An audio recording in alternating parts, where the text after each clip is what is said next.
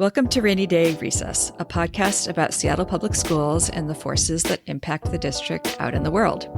I'm Christy Robertson. And I'm Megan Larkin.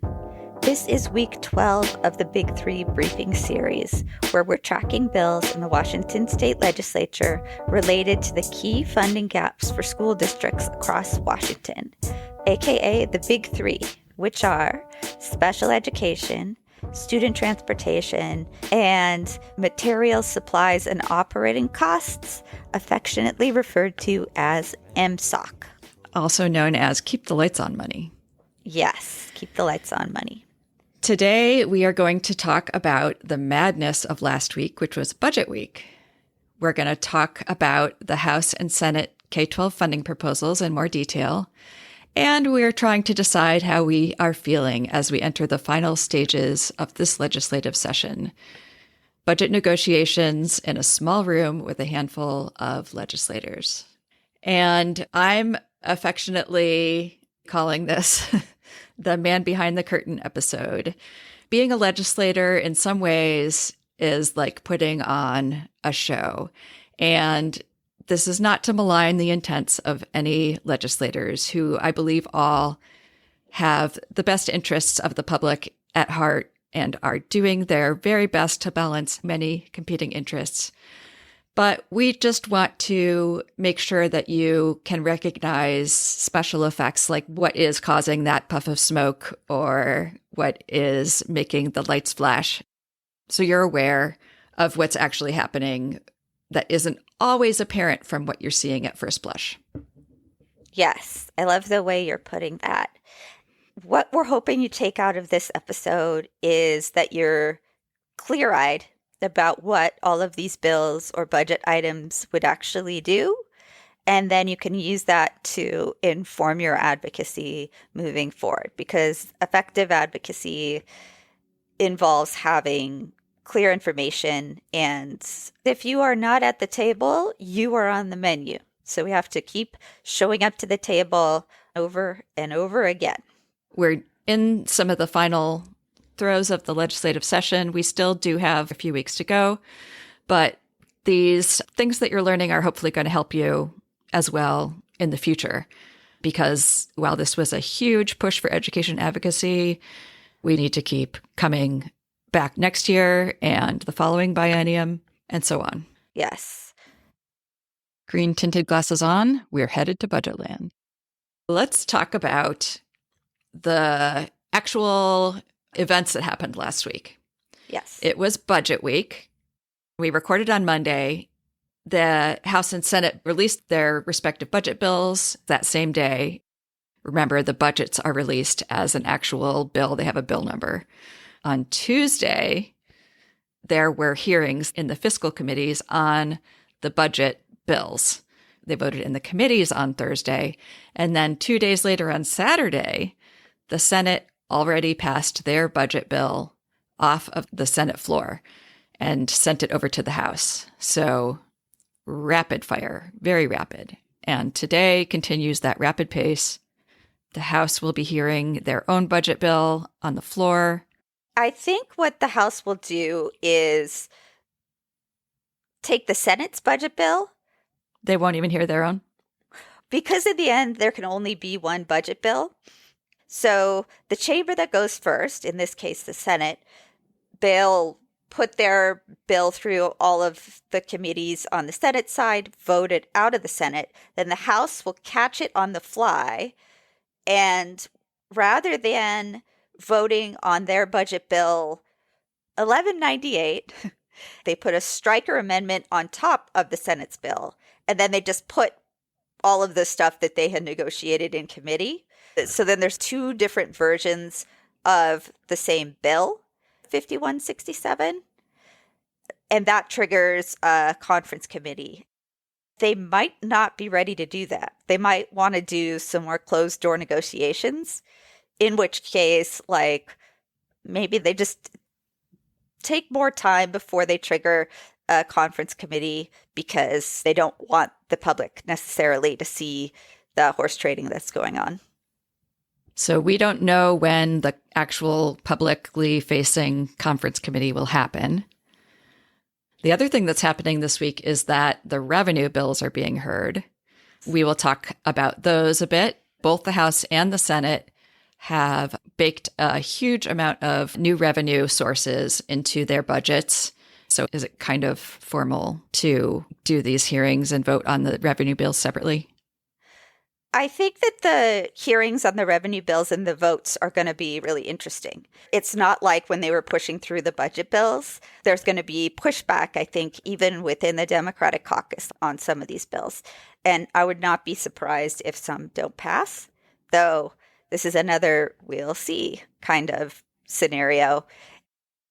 And I think also with the revenue bills, that's where maybe the governor's veto is a consideration. It'll be interesting to see how the revenue bills move through, what has legs, what doesn't have legs.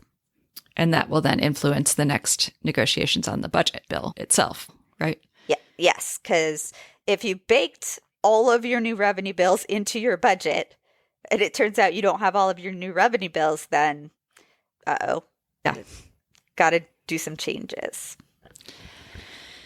Okay, so let's talk about numbers. Remind us of our basics. What is the problem in districts with the big three? All right, so I did a little bit of back of the envelope math using the AESD tool, which is where you could look up the funding gaps in each of the big three areas. I went to the overall tabs and I calculated the 3-year average for each area of the big three, which are, again, transportation, MSOC, and special education.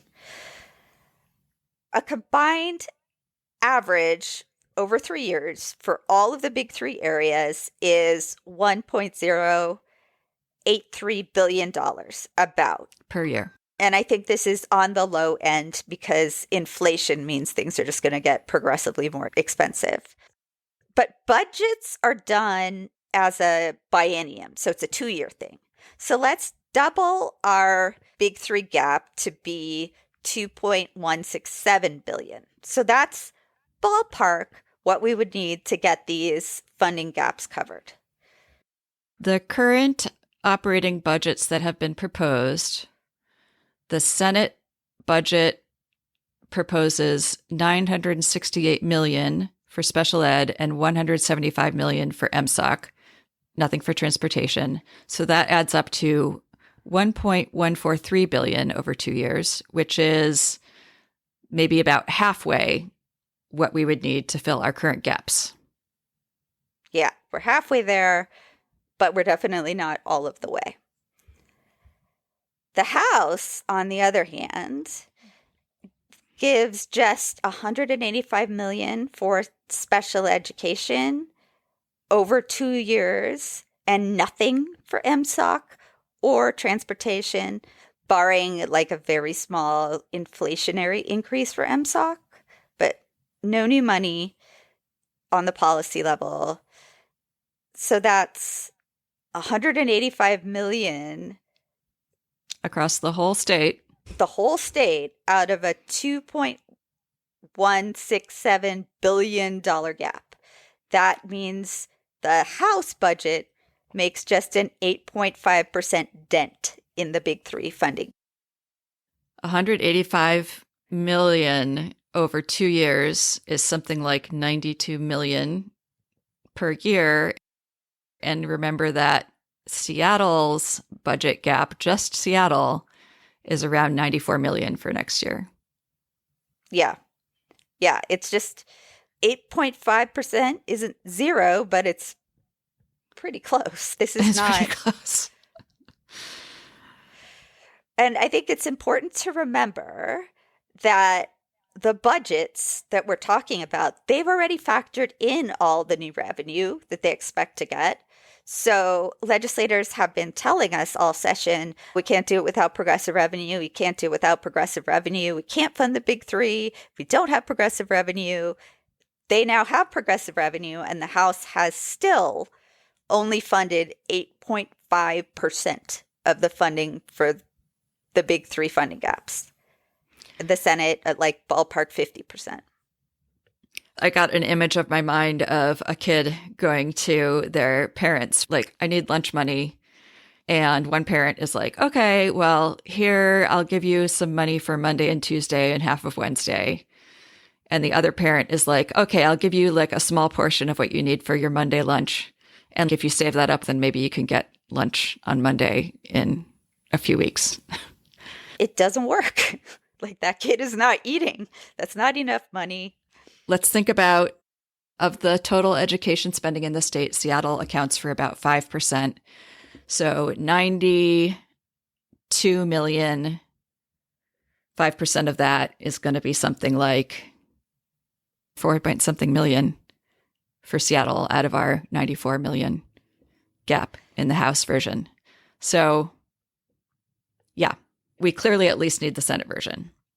Yeah, we need to do better than this. Another way of thinking about this, especially because I know a lot of legislators in the House in particular have been saying we need revenue.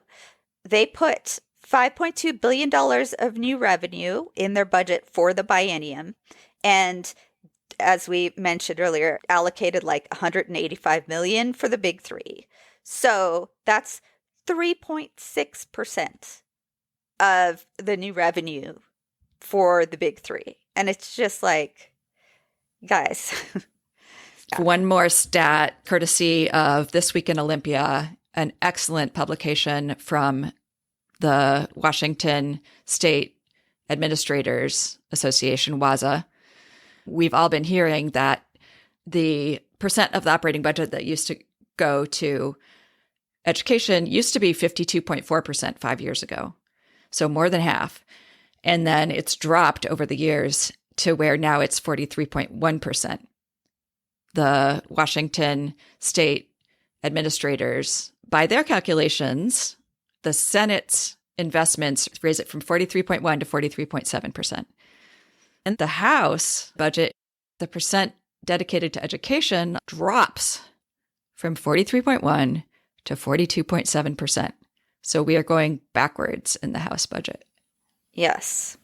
These are great stats. I think it's really important to remember these as we move forward and we start talking about revenue bills. I want to note that we say things like, do your constitutional duty. We've all been saying that a lot in this discussion about education funding, but it's not just like a rhetorical strategy that we're employing. It literally is the paramount duty of Washington State to provide for basic education. Like, it's right there in the Constitution, which is a big deal. And we're not at some edge case about like, well, maybe K-12 is fully funded, maybe it's not. We don't know. Like, how do you even tell? No, 6 school districts at least are currently in binding conditions. Dozens more are about to follow suit, including really wealthy districts like Bellevue and Shoreline. There's this big $2.1 billion big three funding gap. So we're just violating the Constitution. That's where the lawsuits come from. I mean, because it's so clear. Exactly, which are also expensive to do lawsuits. And I think like it's worth just sitting with that for a moment, that lawmakers who do not fully fund basic education or who say we are fine with passing a budget that does not fully fund basic education, they're saying that they're okay with violating the Constitution. And that's not like jaywalking or something. That's a big deal. That's a legislator saying, I know the Constitution says to fully fund basic education, but I'm going to put my own priorities above what it says in the Constitution. And I'm going to put this money towards something I think is more important. It's also, I think about like our current climate, and that precedent of just flagrantly disregarding the Constitution, like, I don't think that's a mindset that we want to have any lawmakers in. That's a chilling prospect. Yeah. And it's something that's special about our Constitution. I just heard from a listener in Ohio who was saying, you guys are always talking about state funding. And like, I'm looking at how our schools are funded, and it's 75% local property taxes. Yeah. Having it be the paramount duty of the state is way fairer. And so it's a part of the Constitution that we can all be proud of. And we can amend the Constitution if people seriously want to do that, but that's a whole process, and we haven't done it. So, like, I'm looking at you, lawmakers, like you in particular. You've said an oath. Like, Christy, you're totally right. That is inevitably going to result in a really big and expensive lawsuit. And if we wait for lawsuits, those take years. Kids grow up. Basically, an entire generation of kids would be waiting for the lawsuit to finish. Yeah. And Chris, you had some really excellent points about how districts are also tying themselves in knots around the legalities of all this. That's right. Like, it's actual law that spending enrichment money on basic education is not allowed. And districts used to, when I saw them coming to testify a couple of years ago, they would twist themselves into knots to try to explain, like, we don't have enough money for our utilities, so we're having to find other ways to pay for them. Now they flat out say we're paying for them from our enrichment grants that we're not allowed to pay for them from. So everybody knows that they have to, because the Constitution is not being followed. Yeah, and you're forcing districts to also do, like, To break the law. stuff that's against the law. And that's not how we as a state want to do business. Okay, the next special effect, we mentioned this last week. There's an amount that spending has to go up just based on the formulas that are in policy and the caseloads that change. That's called maintenance level spending. In order to give legislators credit for increasing funding going to education, we really want to look at policy level increases. For example, in the Senate, there was a total increase of $3.1 billion in spending in their budget for education, but $2.09 billion of that was maintenance level. So the policy level increase was $1.01 billion. Yep. And the House, the House. So a total increase of $2 billion, but that $2 billion was maintenance level. And there's $49 million in policy level reductions. So the House is spending less. Yep. If you don't count the maintenance level spending, they cut more from K-12 education than they're increasing it. Yep. Shocking, I tell you. Yes, this is my surprised voice. To talk about the last special effect, we need to talk about funding streams. Yes. Okay. If you can only take one thing away from this podcast, take this away. The general fund is the biggest chunk of the operating budget, and it can be used for almost anything. Like, a bunch of revenue streams go into the general fund, and then legislators just apportion it out however they see fit. There's not strings. So one way to think about this might be, like, think about a swimming pool. That's the general fund. And you can scoop anything out and you put revenue streams in. So I don't know why you would want to do this to your swimming pool, but say you did. Say the streams that are titled New Tax for Education, Go Education. You dump that in the swimming pool, all that green water goes in and it diffuses out throughout the swimming pool. So all of it's like a light green. So to say that funds that go into the pool are dedicated to any one thing isn't really accurate, because everything that goes into the pool can be used for anything. Another analogy that can help you understand the general fund is if you're thinking about personal finance. Let's say that you have a savings goal of putting your kid to college. if you're serious about that goal, you don't just leave that money sitting around in your checking account, right? Like you put that in a special account that's like separate, and that's for college. And like maybe you have a separate account for emergencies, because you know that if you just leave all of this in your checking account, it's going to be really easy for this money to get spent on who knows what. There is another account, and it is called the ELTA, the Education Legacy Trust Account. This fund is also not dedicated only to K-12, but it is multiple areas around education. So it's got K-12 in it, and it also funds higher education and early learning. Yes. So if it goes into the Education Legacy Trust account, like that is better than going into the general fund, because it has to be used for something education related. But it does not necessarily mean that it's going towards the big three or any particular funding gap. And if you ever hear the term near general fund, that is the combination of the general fund and the Education Legacy Trust account, as well as the Opportunity Pathways account. I don't know what that is. I think that's, like scholarships and stuff. You know what's missing, Megan? A Paramount Duty account. Yeah, wouldn't that be great? Then you could truly say, if this tax goes into the Paramount Duty account, it is going to the Paramount Duty, which is not early learning and is not higher education. It is K-12 education. Yeah, that would be great. Because to recap, we got the general fund, which is just like a fund that can literally be used for any priority. Then we have the Education Legacy Trust account, which is like a general fund for education in general. Those are the two places where revenue streams most often land.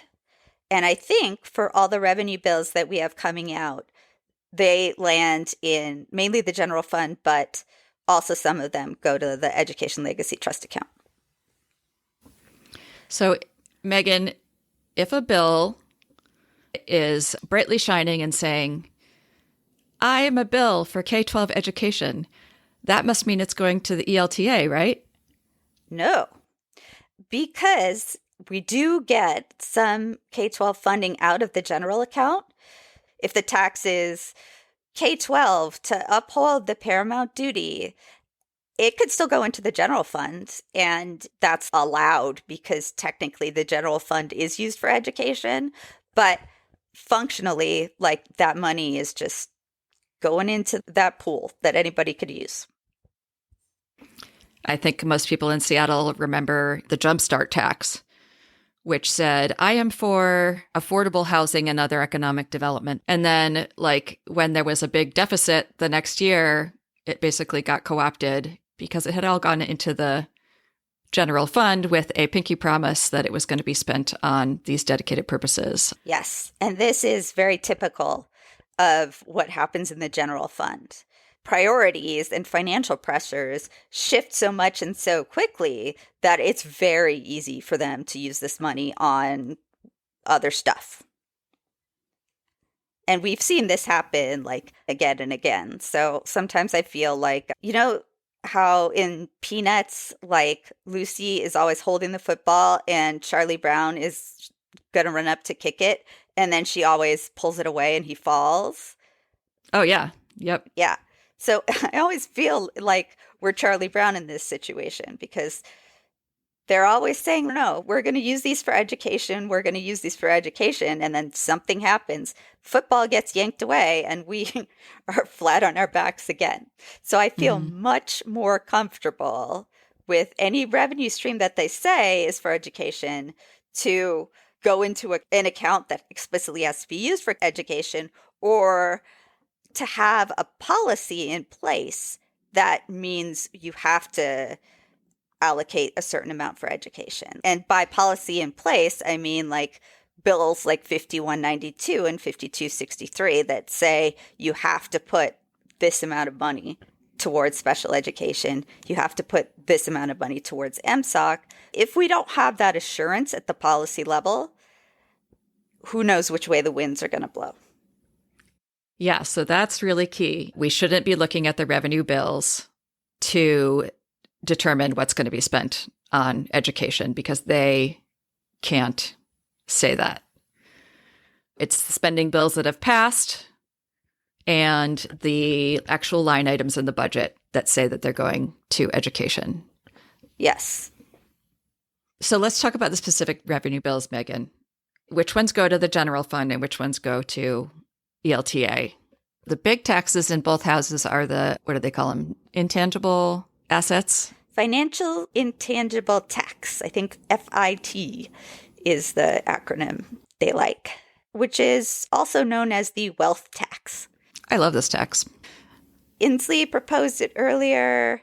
Ferguson didn't seem enthusiastic about it, but both the House and the Senate have proposed a wealth tax. The House's version is entitled Creating Fairness in Washington's Tax Code to Support Washington Families and Fund Vital Investments in K-12 Schools by Imposing a Tax on Select Financial Intangible Assets Valued at More than $50 million. Something to note is this would only come into effect in 2027. So as far as our immediate big three funding gaps go, like this doesn't help us, but it could come into play next biennium. The proceeds of this tax would get deposited in the Education Legacy Trust account, which that's a good thing. But remember that the Education Legacy Trust account covers early childhood ed, higher ed, also K-12. So this tax could be used on anything within that bucket, right? Like propping up higher ed from all of these like draconian federal cuts, or who knows what, whatever the priority is in 2027. The Senate also has a version of the wealth tax, except for, Christy, guess where this gets deposited? The general fund? The general fund. So it's called Enacting a Tax on Stocks, Bonds, and Other Financial Intangible Assets for the Benefit of Public Schools, but it goes into the general fund, not into the Education Legacy Trust account. So you could see how all of these bills have titles that are meant to engender support, right? Okay. SB 5796, it's like the jumpstart tax, I think. Do we want to talk about that as well? Because it would tax school districts. What? Excise tax on large employers would tax school districts? Yes. It would definitely tax SPS. Because if you have employees making above $176,000 with $7 million or more in payroll expenses, that's SPS. And I think people explicitly went back and asked, hey, do you guys mean to tax school districts? And they were like, yes, like this will apply to school districts. And it doesn't even go into the ELTA, the Education Trust. Yeah, it just goes into the general fund. So that's something to be aware of when you're advocating for SB 5796. It would tax SPS, and it goes into the general fund, meaning it could be used for whatever.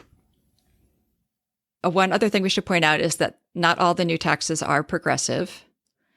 One of the things that may impact Seattle schools quite a bit immediately is a property tax reform that would change both the state and the local levy lids so that Seattle could raise a great deal more from our local levies. And it's not progressive because it's a property tax, and it would benefit property wealthy districts way more than property poor districts. And usually the way legislators answer that is they say, we're going to increase what's called LEA at the same time, local effort assistance. That is money from the state that goes to districts that can't raise as much from property tax because they don't have as high of property values. But the LEA increase that's accompanied with this is way smaller than the amount that's allowed to be raised from districts that can't afford it. Yes, that's very important to note. And this levy lid lift bill that we're talking about is HB 2049, titled Investing in the State's Paramount Duty to Fund K-12 Education and Build Strong and Safe Communities. And then in the Senate, it's 5798 concerning property tax reform. We should also probably mention that these bills might be amended or like they're just like any other bill. So we could try to get them to change it to the Education Trust. Yeah, or I don't know what. It'll be interesting to see what all the various advocacy groups have cooking, because a lot of them have concerns that are similar to what we're talking about here. So what's coming up for these revenue bills, Megan? So there's Revenue Day on April the 3rd in the Senate, and I think it might be the same for the House. No, the Senate is today. The Senate is today because they've already dealt with their budget bill, so now they can concern themselves with revenue. Yeah, I guess so. You are correct. Okay, House Revenue Day is the 3rd. Senate Revenue Day is today, so it'll be interesting to see what happens there. Yep, by the time you're hearing this, you will be in the future and you will know. Now that we are clear-eyed, Megan, what are some good ways that we can still advocate, or what are your tips for interacting with legislators who hold the power here? Okay, so first tip, especially if you have been advocating for progressive revenue, I think it's more than fair to go back to your legislators and say, hey, you told us at the beginning of session that we couldn't get the Big Three funded unless we got progressive revenue. And look, we've been fighting hard for progressive revenue the whole time. It's already there in the budget. And like, particularly for the House, wow, there is not much there for the Big Three at all. I think there's something like 8.5% of the funding gap is covered. And I know you said you really care about the Big Three and funding education. So you must be really mad about this. Will you commit to not supporting any budget that does not fully fund K-12 as the Constitution requires? Or if you want to be more specific with your numbers, you could say, will you commit to viewing the Senate funding level as the floor? Because what we want to do is just keep the pressure on. Because if our legislators think that we've looked at the title of these bills and are like, oh, wow, SB 5797 specifically says that it's to benefit public schools. So we're good. I bet they're going to fully fund the Big Three. It's no, 5797 goes straight into the general fund, and the House and the Senate have already assumed all of this revenue in their budget, and they are still not funding the Big Three. So we need to let legislators know that we know that. Like, we're not going away. We are going to keep advocating for the Big Three and for closing those funding gaps and for kids in K through 12 in general until we get these needs met. Like, it's not over until these needs are met. Pull up a chair, get some snacks. We're going to be here for a while. There's an action alert put out by the Washington State PTA. So the action alert is just making the case for the Big Three again. And just saying, we need you to be the bold, future-thinking, compassionate leaders that we know you to be and fund the Big Three. So we can put a version of that in the show notes.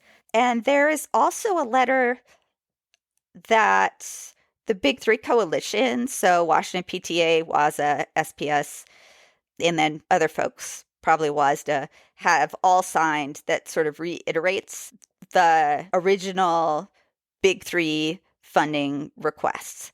I need to dig up that letter because that would be good to put in the show notes. And it might also give people like good tips for advocacy.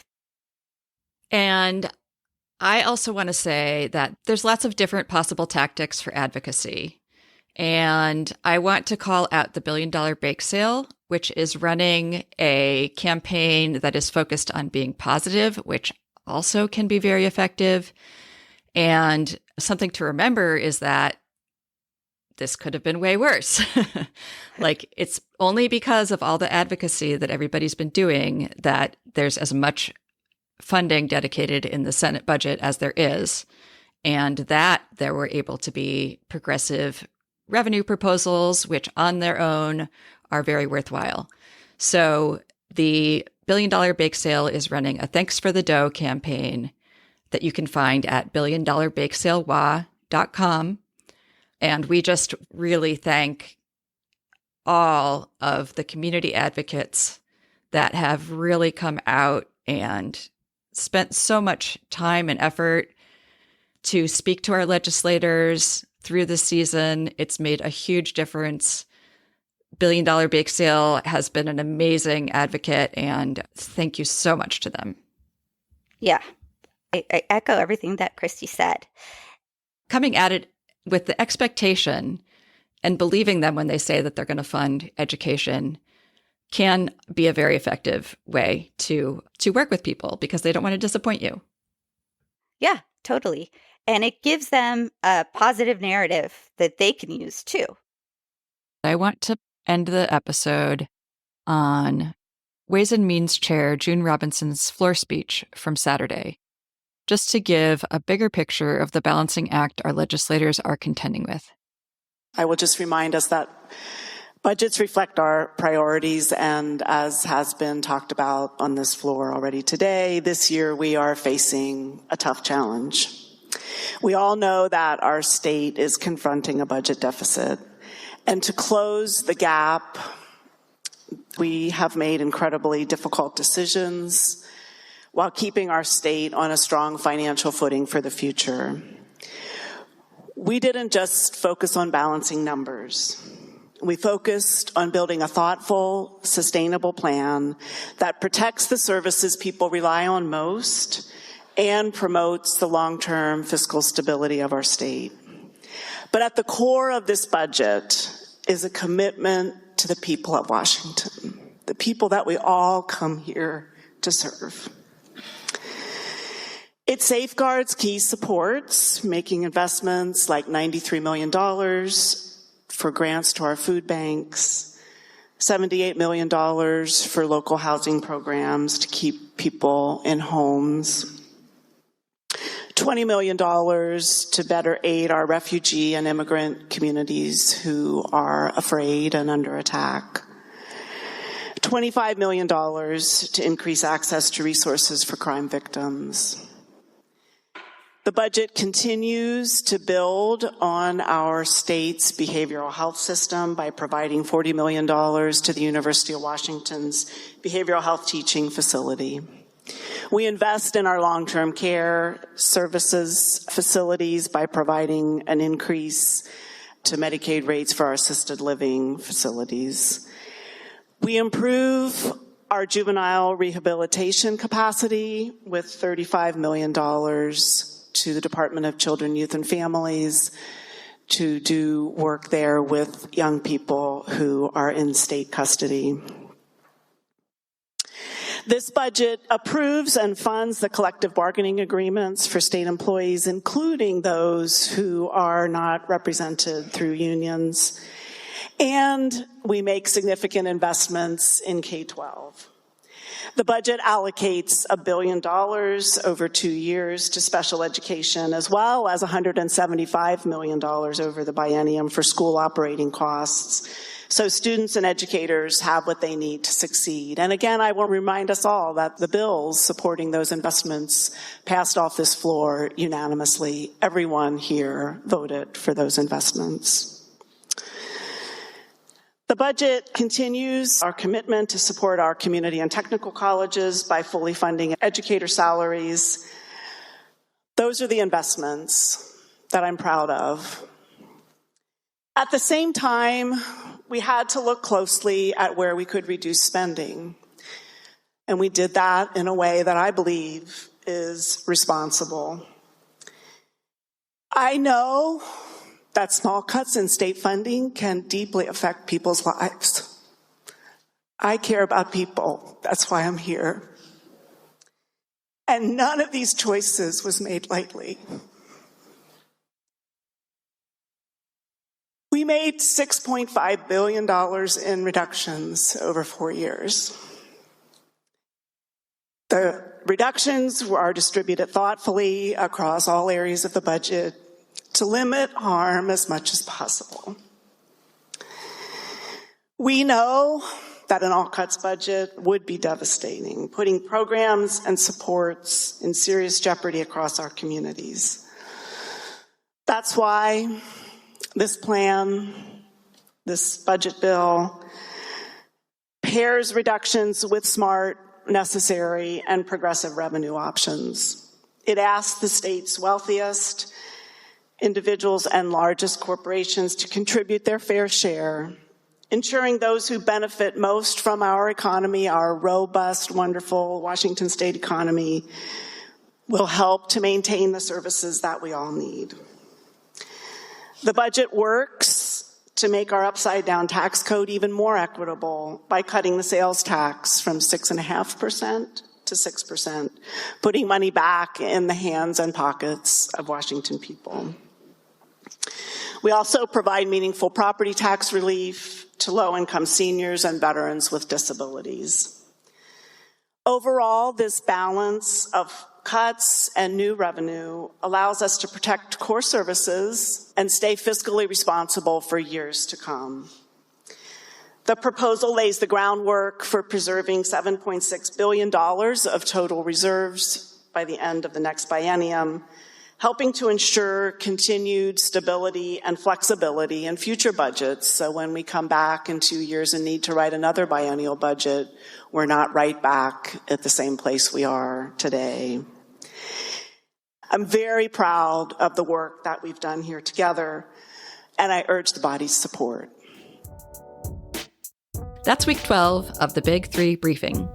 You can find show notes and transcripts at rainydayrecess.org and contact us with your thoughts or questions at big3@rainydayrecess.org. Stay curious, stay cozy, and thanks for listening to Rainy Day Recess.